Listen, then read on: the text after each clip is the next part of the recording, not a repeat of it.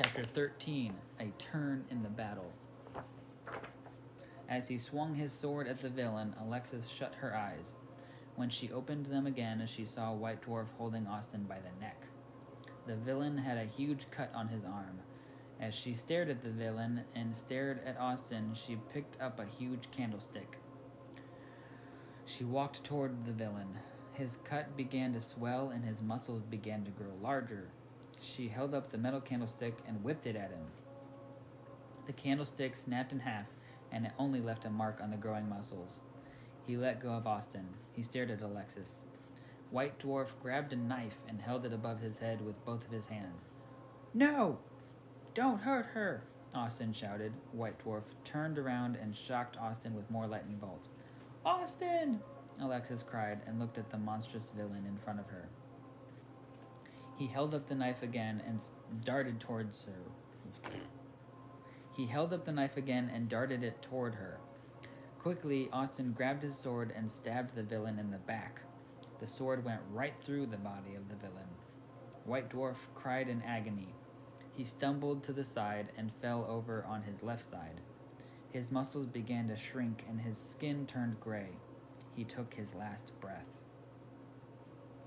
The candles in the room fell to the floor to the loud shock when the monster fell. A huge fire spread throughout the room. Austin ran to Alexis and helped her up. They ran to the glass coffin and grabbed Ivy from the cushioned bed. Austin put her over his shoulders. They both ran out of the castle. They ran across the bridge. Tanya, lying dead on the ground, caught Alexis's eye. "Who is that?" she asked. She ran to Tanya. Austin lay Ivy on the ground next to Tanya. "That's your sister." "Tanya! Oh no!" Alexis cried. "How did you find her?" "She found me. If it weren't for her, I would be dead. She ran into my room, which was burning, and helped me out. I found out she was pregnant when she was screaming about her stomach. She held her baby right here, or she had her baby right here, and they both died," Austin recited. "I haven't seen her for so many years. We were split up at a young age, and I haven't seen her since. Why is she wearing the clothes that my maids wear?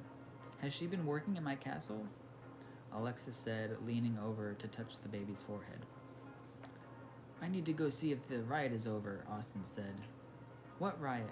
Alexis asked, wiping tears from her eyes. "When you were captured, fire broke out in the castle and a riot formed," Austin told her. He walked to the staircase. "You stay here for a few minutes. I'll be right back." He ran up the stairs. He opened the gate. "There he is! Get him!"